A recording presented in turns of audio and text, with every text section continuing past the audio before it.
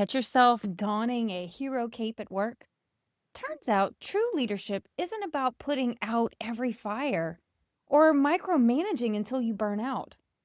Join me today where we talk about how we swap our firefighter mentality for building fire departments, rethinking what real empowerment looks like, and discover why sometimes the best move is letting others shine. Welcome to We've All Done It, the podcast for leaders who know they've screwed up and are ready to fix it fast. I'm Kimberly Benoit, author, speaker, leadership coach, and Southern girl living outside of Washington, D.C. Here's what I believe. Every leader faces challenges and makes mistakes, but you don't need years of therapy-style coaching to fix them. You need someone to help you figure out what's actually going wrong, make smart adjustments, and get back on track quickly. That's exactly what I do through one-on-one coaching, targeted skill development, and group programs. Every episode of this podcast delivers real talk about common leadership pitfalls, practical strategies for recovery, and no BS guidance to improve how you lead yourself and others every single day. Whether you're here to listen and learn or ready to work together and make real changes, you are in the right place. Now let's get to today's episode. Welcome back, everybody, to We've All Done It. And today we have a guest that I genuinely am excited about because it's a topic we have not talked about on the show. So today we're going to be joined by Maximus. And I want to make sure I say it correctly. Is it Lih? Yes. Awesome. That's what I thought. But brains, sometimes they tell you the wrong thing. But Maximus Lih, he is joining us from out in California. He started his career out at Google and then moved into Google Ventures, working with a lot of startup companies and startup technology. And he's been doing it primarily from the HR side of the business. So he has gotten to see a wild, and I can assume wild, but amazing things. And today we're going to really spend some time talking about something that I think a lot of us have experienced, or many of us have experienced, which is getting into that firefighter problem-solving mentality as a leader, which limits us in being able to actually lead well or to promote in the way we want. So before we jump into the thick of that conversation, I want to say welcome to the show, Maximus. Thank you. I'm so glad to be here. So did I miss anything? Is there anything fun or exciting about your background that you would like to share that I just did not share? The story people often ask me about how I decided I wanted to do any kind of leadership to begin with, and where did I get that instinct from?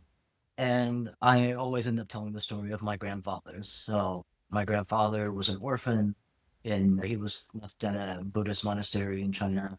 He grew up in a very small town where, because he was an orphan, he was often accused of being dishonest or not having integrity or being lazy, because in a very small town, why else would you be abandoned by your parents if there wasn't something horribly wrong with your heritage in your genes? He wasn't guilty of any of those things, but it really trapped him into a place where he felt like his identity was just being locked into this thing that he didn't feel like he deserved. And so my grandfather ran away, lied about his age to join the military at 16. And, long story short, by the end of his career, he had taught himself to read. He had taught himself to dress impeccably. He had taught himself math and calculus and accounting. And he ended up retiring as a 4-star general in the quartermaster division after World War II.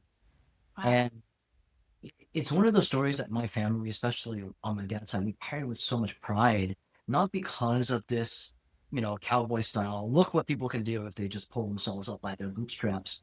But it was always more about, if you find the environments that allow you to thrive and allow you to lean into your potential,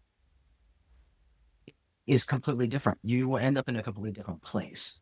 And my grandfather was also very, very clear about, he did not pull himself by his bootstraps. You don't think your way into learning how to read, right? Somebody has to teach you at night after drills and boot camps. And somebody has to say, that's an okay way to spend your time off, to teach this person how to read and to do math and to invest in you. And so we always felt like, as a family, even when we immigrated from China to the US, it was about, how do you find the systems and environments that really allow you to be who you were meant to be?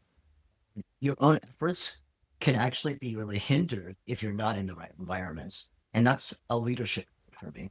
And so I feel like, oh, I found my way into thinking as somebody who's really sensitive to environments, how can I be training, equipping, and empowering different leaders to create those environments that allow us all? That is an incredibly powerful story, simply because that's amazing to have that kind of drive and that much commitment into doing and being better, because that's hard. It is hard to push yourself, especially if you don't have the community around you in that capacity. And I imagine for you, and I appreciate that you tie this back to leadership, but I also think it probably speaks to a lot about how you approach other people and just others as a group, and as not just as a business, but like how are we helping and supporting each other in general, whether it's professional or personal. I would imagine that has a tremendous impact on how you view the world. I think so, yeah, because you're just sort of really aware of, oh, here are these things that we can control, and here are these things that we can't control. And then also going into an environment like GV where I saw, 400 companies trying to survive with all of them started with great ideas and people who had enormous talent, who had VP jobs in places that they gave up to live this dream, and only 10, 15, 20% of them survived from stage to stage. So obviously it wasn't about ambition or talent. It was about like, what does it mean to be set up for success? And what does it mean to actually scale yourself?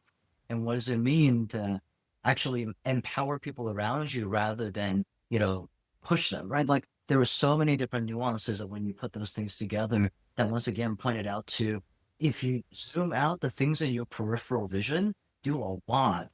And once again, the people who hold spaces, this is why I sometimes talk about, right, hero versus host and leadership.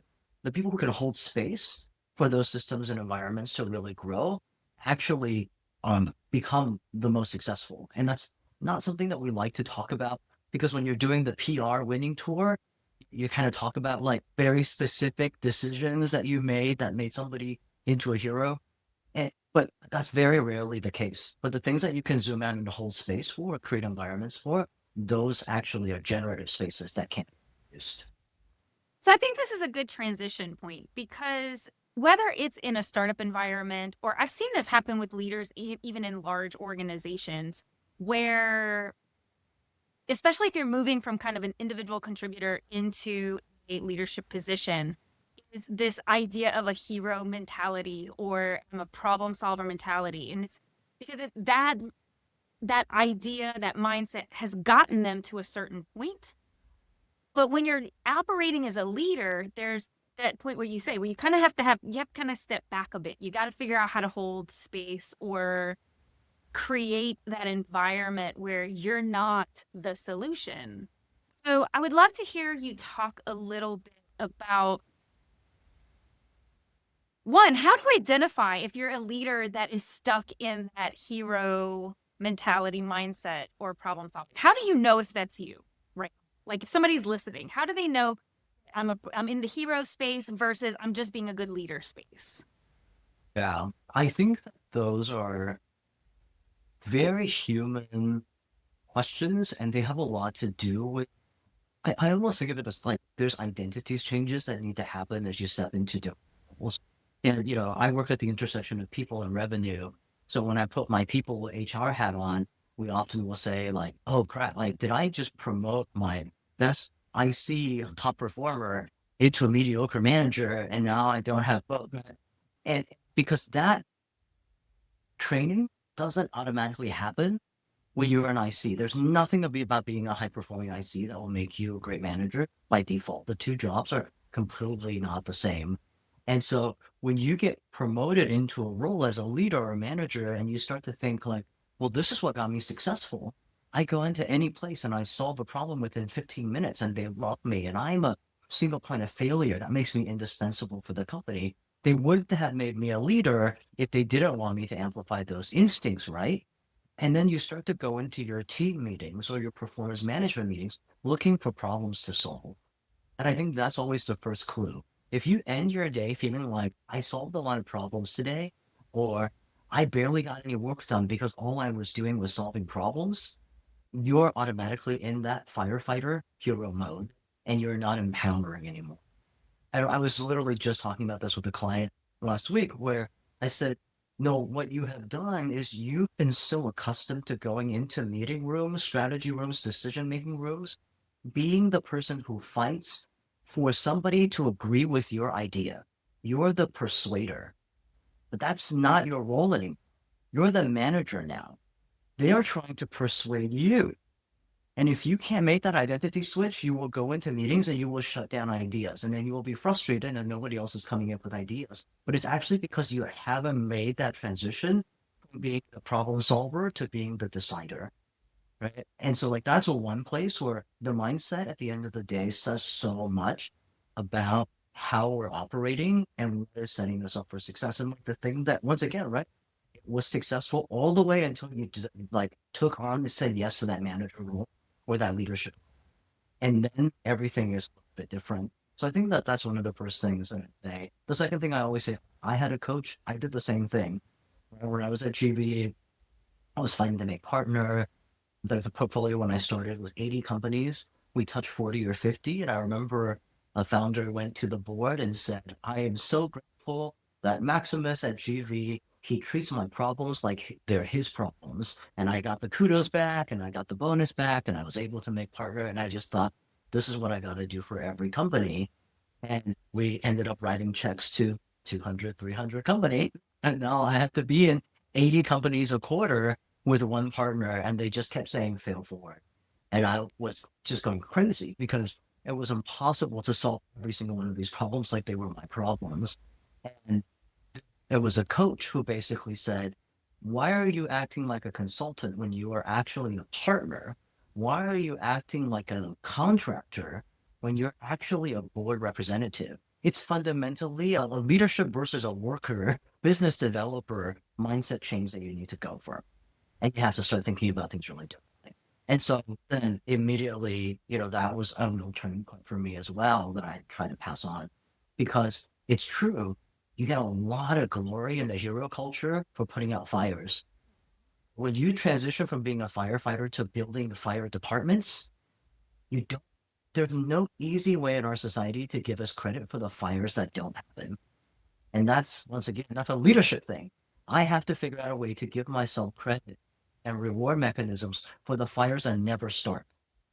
And that's a much, much better way to equip and train and multiply and grow my team.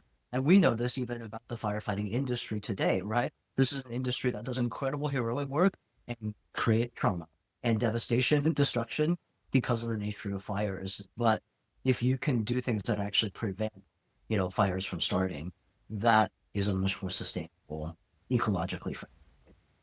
So I'm going to probe this a little bit. So you were there, right? And you got this guidance, right? Hey, stop. These aren't your problems, right? You need to teach to fish, not fish, right? Because it's the same kind of concept, right? Your job is to create other good leaders.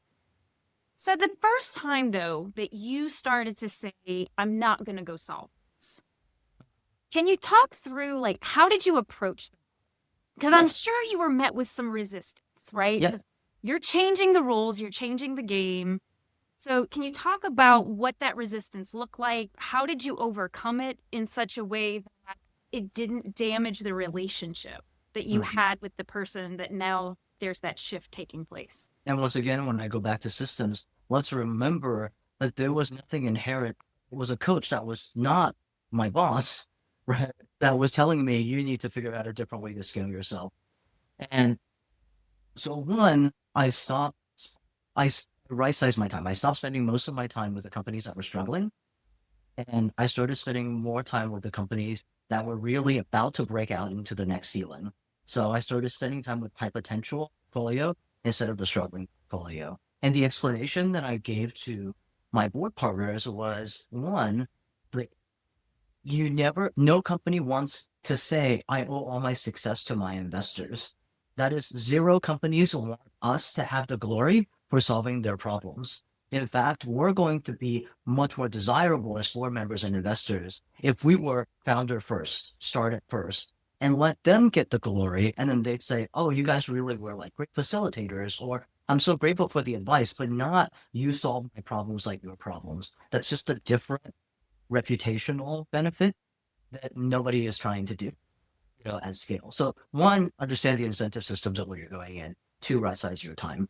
And then what I would do is say, but as somebody who gets to see all of these playbooks, how can I open source the best ideas into the struggling companies as quickly as possible? And so I was actually the host, right? I was hosting information exchange and transmission in a way that actually gave more glory to my high performers than it ever did to me. I hosted the dinner parties where we were able to get copper information very, very quickly when everybody was figuring that, struggling with the comp survey data being behind by 3 months. Well, I facilitated the dinner party where they just told each other that. I gave them permission. I told them that this would be a safe space, and they did it. And they said, oh yeah, we were able to make so many more hires as a result of this. Did they say, thank you, Maximus, for solving my problem? No, right? They said, we should do more networking dinner parties. So I love what you're saying. So your message is so when you first did it, it really had to do with your mind shift change first, right? And what I'm hearing you say is you shifted where you spent your time. And it reminded me a great deal of, I don't know if you know her. Her name is Cy Wakeman. Mhm. And so one of her ideas is that some people find very controversial is that you should have favorites, but not in the typical sense that we have favorites, but in the idea that you should favor your time with those who are meeting expectation, those who are showing up and excelling and doing the work. Because what many leaders do, which is exactly what you just said, is we put all of our time and effort in our problem performers. So who's getting reinforced are those that are not actually delivering the way they need to deliver. And so it puts us in that posture of wanting to come in and fix, right? But what it does do too is it puts you in that position of helping and feeling good, and because you're still be able to prove you can get it done to some degree. And so I like the idea of one is shifting where you put your time and attention and reinforcing the behavior you really want to see versus reinforcing through your time and attention the behavior that's not helpful and that may actually draw you in more quickly. Absolutely. Well, and remember, I think that the key is to right size your time.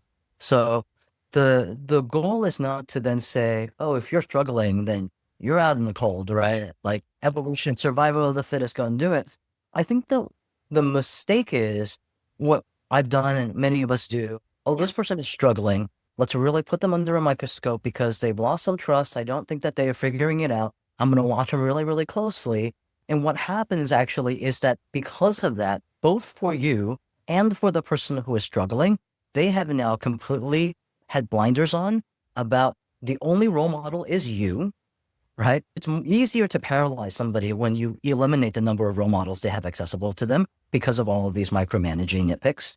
And then for you, now the problems that you're hearing more often and top of mind are not problems that have to do with how we can make everybody better or how we can raise the, maximal, how we can be doing impossible, huge things that are beyond any individual person's capability. The thing that you've spent the time on focusing on is this person's a problem. And that very quickly then becomes not this person has problems, but this person is my problem. And now all of a sudden you're a manager who thinks about your team like problems to solve.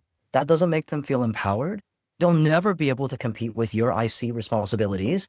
And you don't even often remember what it's like to be a beginner in that same way, to struggle, because the reason why I was promoted was because I struggled very few things. I was always the high achiever.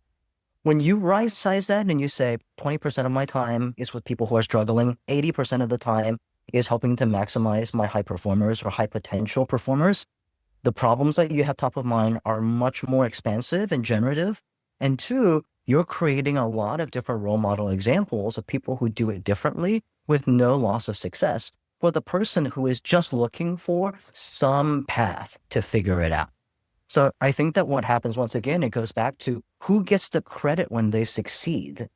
Yeah. Does the person who is struggling get to pat themselves on the back and say, I did it? Or are they going to say, oh, thank goodness for those 15-minute check-ins every day. I barely made it out of my pit.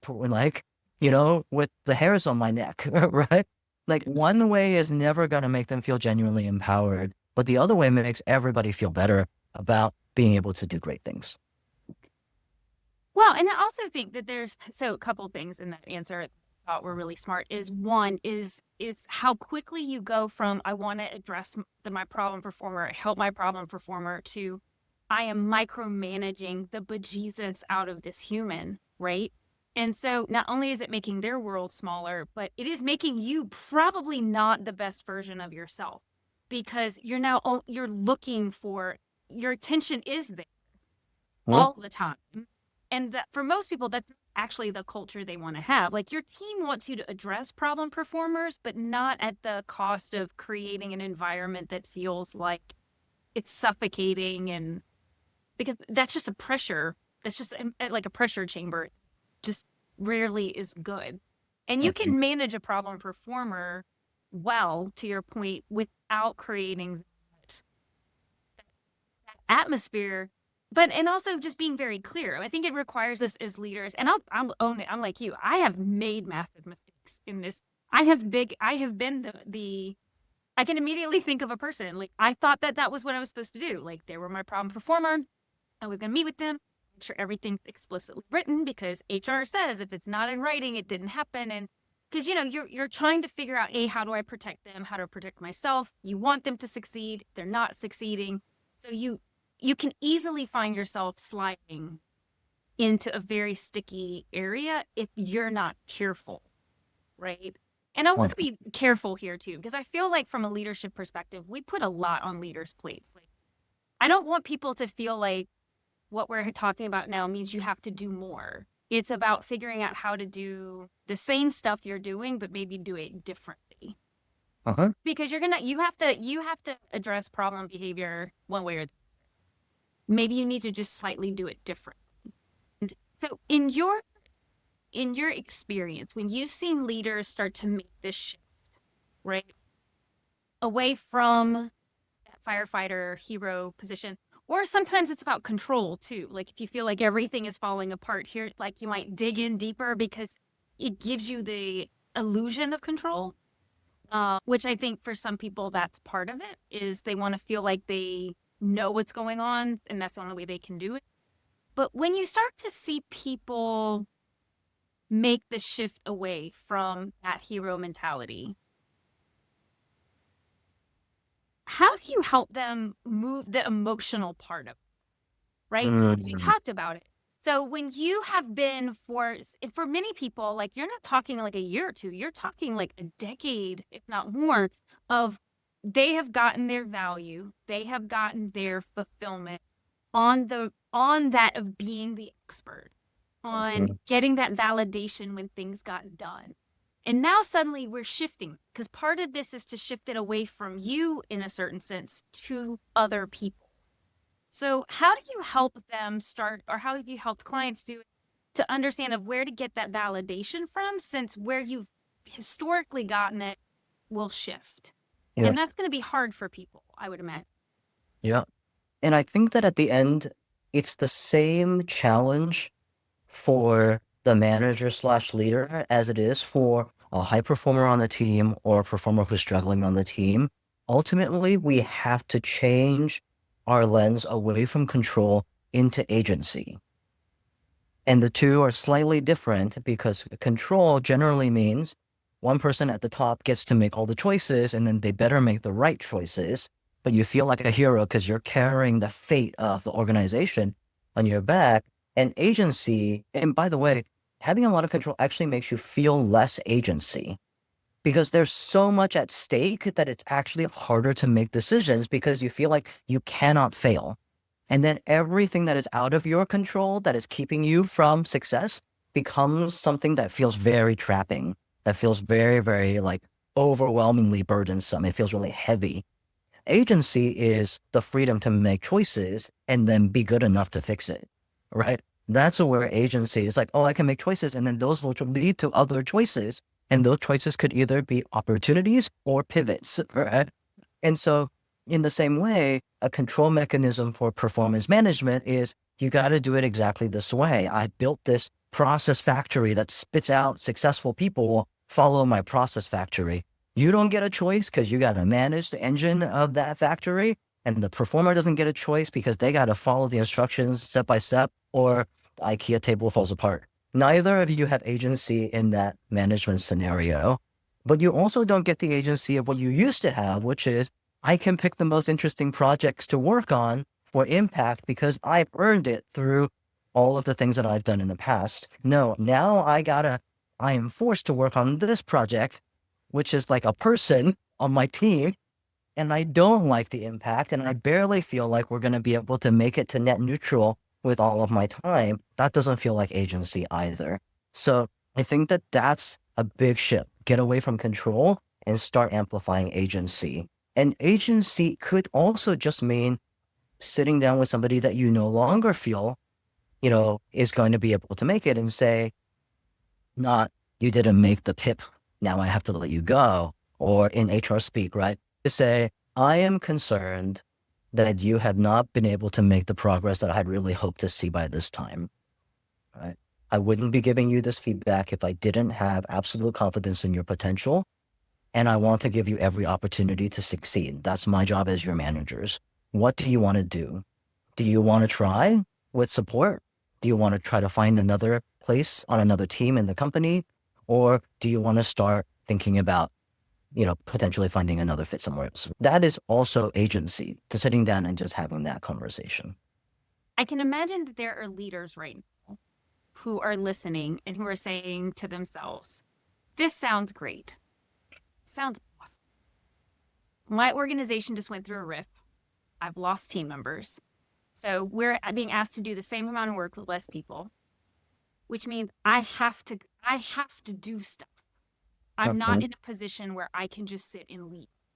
I now am having to have a foot in this world and a foot in this world. I'm having to do more work than just leading my team. So for people who are in that space, because I know quite a few people who are finding themselves there right now, what would you recommend for them, or what guidance would you give them about mindset or approach when you might be in a position where you're having to straddle two worlds?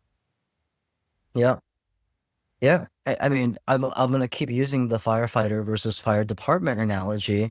The firefighter perspective is to think, who are my retention risks? Who can I not afford to lose? Do I need to throw money at this problem? What do I need to do to be able to get out of the fire? And once again, you as the leader or the manager feel incredibly trapped. You have very little control, but you're on the hook to fix this fire, which can be catastrophic in your imagination or end up to be totally fine. Or, so you have to make that change. If you're the firefighter, either you have to say, this is a controlled burn, job market is tough, they're not going to leave. Or, OpenAI is throwing money at people, I'm going to lose my top performers and then I'm going to get fired, right? That is the firefighter mentality. How am I going to fix this problem? I think there is the fire department, right? If we kind of go back to what does a fire department do when it's fire season? All right. What does a fire department do? Well, they find places to de-escalate, places of tension. So the host part of a fire department says, let's have a community meeting where we talk about, right, what has not worked in the past, just so people are not angry all the time, right, when they think about fire season, and they're not operating from a place of fear. So we just need to have this conversation. And I need to be very honest about saying, I don't have access to that information. I'm in the same boat as you are. I feel just as vulnerable, and I am going to stay because I still believe in this company and because these are some of the best people that I worked with and I really like you guys. And I think that if we just buckle down, it'll be okay. Maybe that's naive, but that's why I'm still staying here, right? So you have to start from that place. Tell them why you are here. Be the host for that space. As a fire chief, right? This is why I believe the fires this year are not going to be out of control like last year. We built these infrastructural supports. The rain was not the same. And then a lot of the places that burned out already burned, right? So this is why I'm more confident. And you kind of lead from that place. And then the second thing is you talk to your highest performers or your highest potential performers, and you say to them, right, let's be real. I'm going to have to lean in. and you guys are the strongest people. We're going to have to carry some of this. What do you need from me to make it sustainable for you? Right. And this is where sometimes as like somebody with HR experience, I go like, we just did the layoff. Take your time off now. Take 3 days off when the dust hasn't settled, because a month from now, it's going to be really hard to be able to spare you to take vacation. This is part of like my leadership protection of you. I'm playing a fire department in this situation because you're going to burn out and it's going to be really tough mid-quarter. Like, take it now. They're not assigning that stuff. And you have that conversation with your highest performers, right? And I think sometimes you go to your struggling performers and you say, it's going to get a lot harder, right? And so once again, this is the best time to go looking for another job if this is what you want to do, because I can still give you a severance right now, or I could still, like the workload isn't so hard right now, right? Like you make the choice. It's not going to get easier. It's only going to get harder. So what do you want to do? And I think, even with regards to layoffs, you saw people make that change, right? Where instead of saying there are layoffs, and people are trying to come up with lists, the fire department perspective is, I will give you 3 months of severance if you would rather not be here, because it's going to be really hard and something's going to happen. Yeah. There was less trauma in that arrangement for a very difficult time than there was in a scenario where people were on pins and needles waiting to see whose job was going to be on the chopping block, and then getting, a horrible Zoom email or something, right? A Twitter note that said that you were affected. So there's always a fire department way to do it. And I think it is in that order. You have to make the decision first about your own mindset. You have to be really clear about why you are staying or making a decision for your own agency, and then go and pass that agency on to your highest potential performers, and then pass that agency to take care of your struggling performers. I mean, at the core of what you're saying here too is you're communicating very clearly and very honestly. And I feel like in all of what we're talking about, even if like you see yourself as a firefighter and you're wanting to shift into it, you're still going to have to communicate some things. You're going to have to talk about what is going to be different. And I think that that's the thing that sometimes gets lost, because when we feel like we're drowning too, feel like sometimes communicating is the hardest thing to do. Mm-hmm. But at the end, and I think your example is absolutely right. And I appreciate the analogy of the firefighting season being that you're in California. I'm originally from Southern Louisiana. Similar idea, right? Like you have to talk about the plan. You have to answer questions honestly and proactively, because you don't have a lot of control. And I think there's an illusion that when you get into leadership, that you are the control. And the truth of it is I think it's more of an illusion than people realize, because it truly is a symbiotic relationship with everything else that's happening in the business. And like, if it's your business, that may be one thing, but if you're a leader within an organization, there's limits to what you can do. And that needs to be communicated appropriately. I would say that there's two different ways that I think about this. One of them is absolutely right. Like, as a leader, as opposed to as an IC, an IC gets the luxury of saying, if I do my job, you leave me alone. A leader, the better you do your job, the more people want you to talk to them, to spend time with them. That is a totally opposite, just like behavioral trajectory. But there's also that part of the fire department where like you do controlled burns as a fire department to protect against the catastrophe, right? So where are there systems where you can build sandboxes for people to experiment with failure at low risk, so that when the real thing comes, you do it with so much more confidence, muscle memory, and humor? And a great example of this is Stuart at Slack. 2018 was the first like major Slack outage. The systems were off. They had just scaled themselves into breaking their own databases. But Stuart had come from Flickr, and he had started companies before. He knew that at scale, there would sometimes be data center outages. And so they practiced that. And like when it happened, that everybody jumped on customer support. They made jokes about it because it was just not stressful in the same way. And there were so many memes that came out that was like, Slack is down. What are we going to do? We had to send an interim across the office with, Post-its of gifts. How will we ever survive? Slack was the first instance of a product that had a massive outage.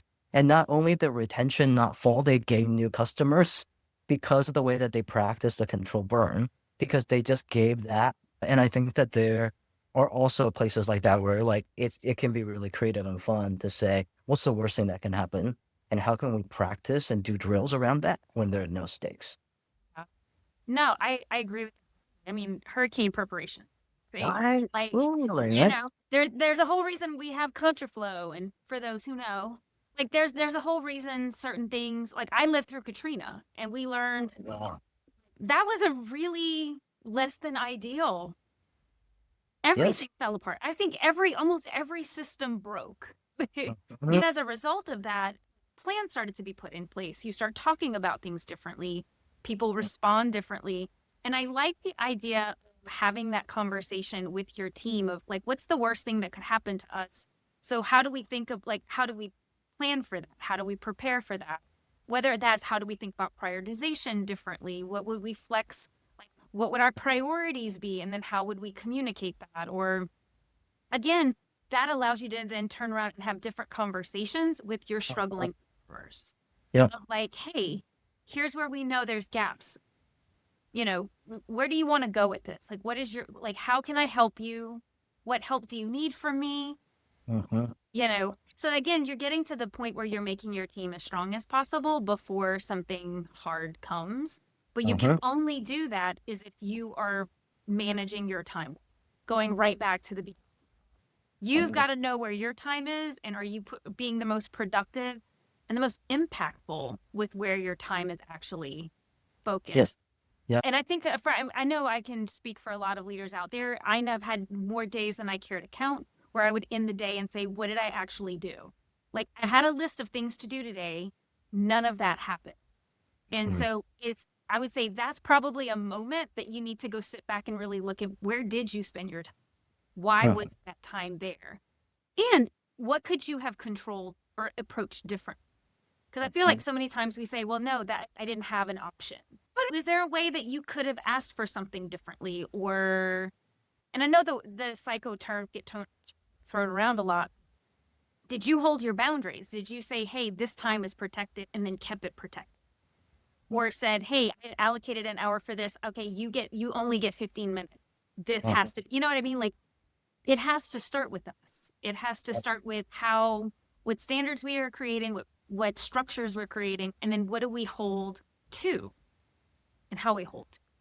Yeah, absolutely. I tell a lot of my coaching clients, and I have to do this for myself as well, be really clear about what are the things that I can do versus what are the things that only I can do, right?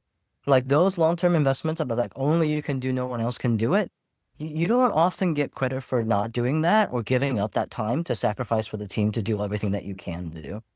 I had a situation where somebody went out on mat leave.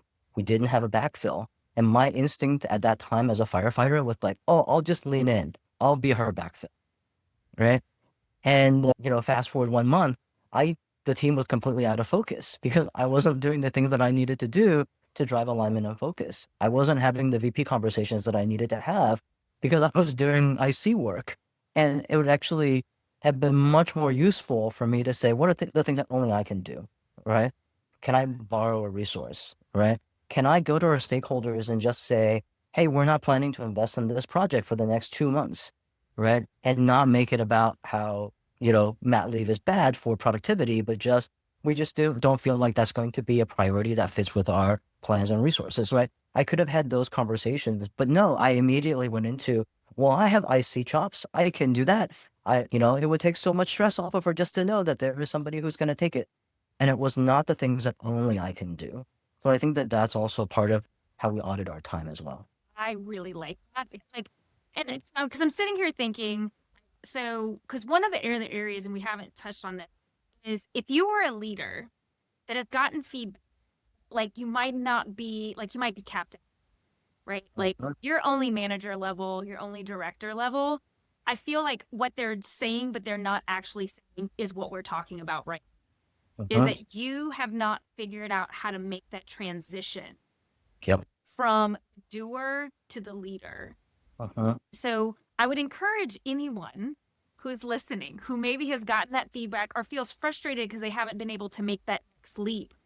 This is probably your issue right here is making that mindset leap, and that be not just mindset, but the behavioral leap that follows it.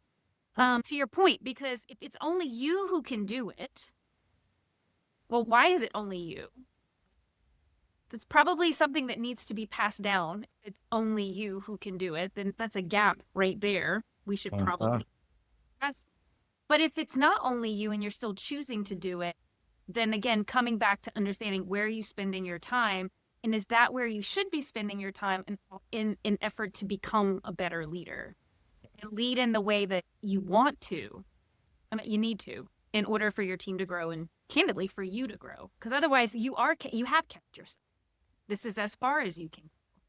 Well, and I would say to leaders, we are entering into an age of AI right now where so many things are changing about the way that productivity is measured, about the way the systems are designed, about whether AI is actually useful or not.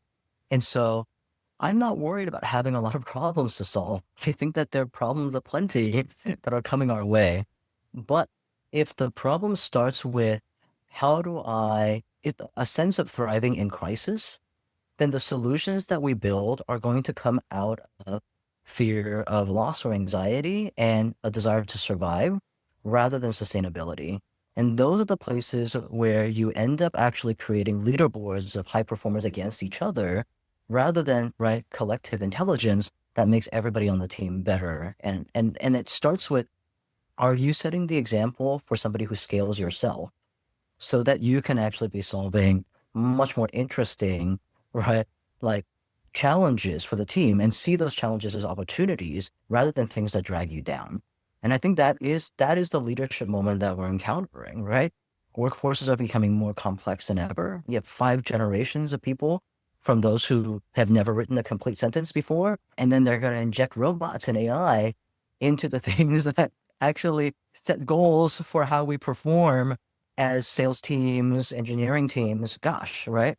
As a leader, how am I going to actually approach that new era, right? And if I have been operating from a place that says, I'm afraid that this is going to take my job, thank goodness I am now a manager so that I'm not in danger in the same way for the IC work.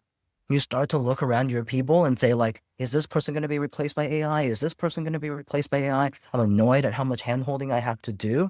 You're not empowering people and you're actually dragging and weighing yourself down. And it's more because of the choices that you've made in your head and not the choices of the people who are performing or not performing around you. So first off, thank you for coming on. This has been great. Before we move into our closing, if there was one final thing you want leaders, the one key nugget here that leaders really need to internalize, take away, think on, act on, what would that be? What would you want to leave?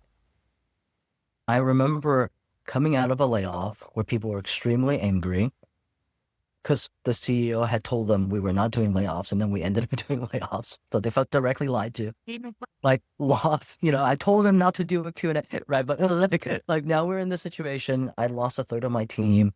We still needed to deliver. The board was spinning really hard on us.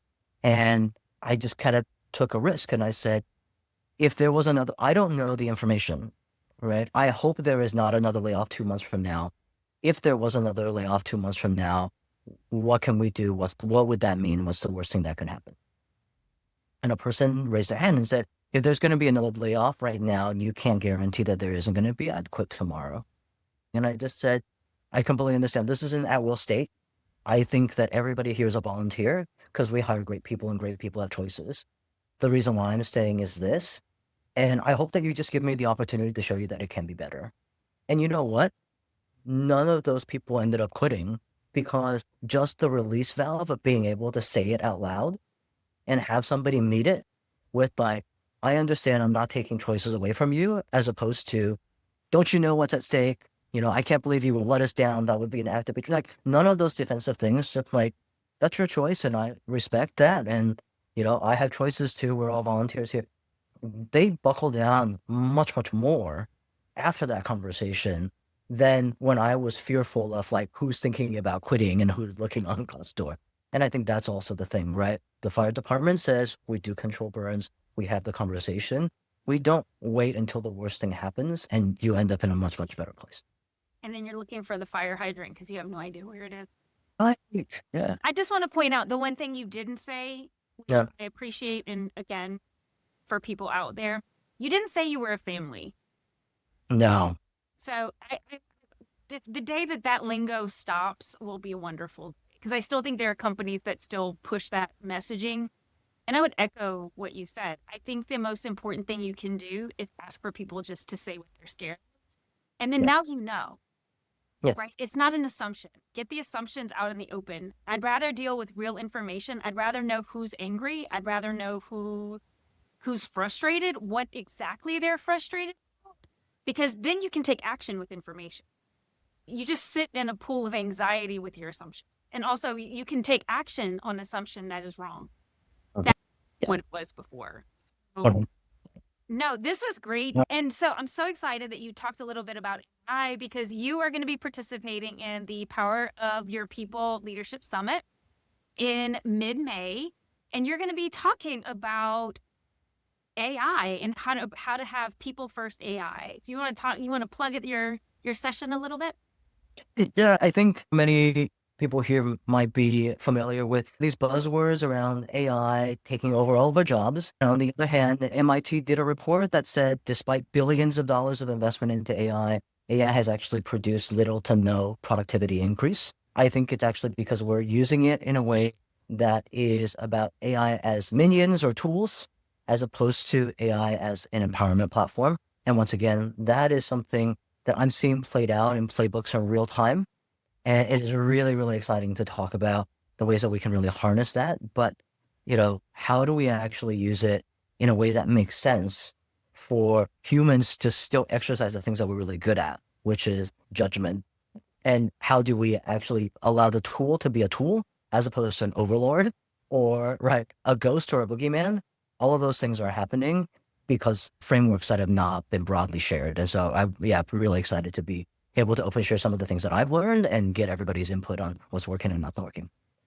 Well, if you're interested in learning more about Maximus, check out the show notes. But also, if you want to check out his session, there's going to be a link in the show notes. Please go check it out. Register for the event. It is free. You can listen to him. Thank you so much for your time. I genuinely appreciate you being here. Yeah, I think people who listen to this podcast are obviously people who are trying to do right by their people and also learning a lot about themselves in the process. And I'm just grateful that I get to be a part of that. Let's do a little better together. All right, take care. I've got 2 things before I let you go.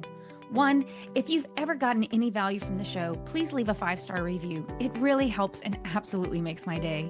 The second thing is if you have any thoughts you'd like to share with me, please shoot me an email at podcast@KimberlyJBenoit.com. I'd love to hear from you. All right, see you in the next episode.